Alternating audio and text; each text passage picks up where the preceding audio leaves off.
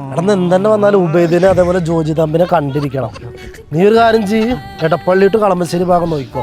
ഞാനും marine drive to MG road വഴി search ചെയ്യാം. അവരെ കണ്ട് നമ്മൾ ഹുസൈനല്ലേ? ആ അതേലോ ഹുസൈനെ.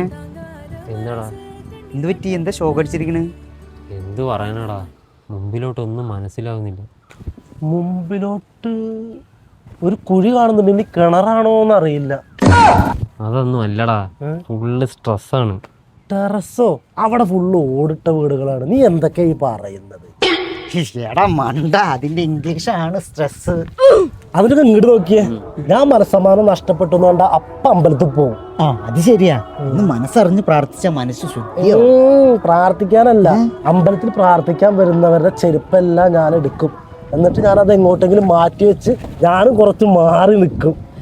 എന്നിട്ട് അവര് തൊഴുത് ഇറങ്ങി അവരുടെ ചെരുപ്പ് ഇടാൻ നോക്കുന്ന സമയത്ത് അവരുടെ ചെരുപ്പ് കാണില്ല.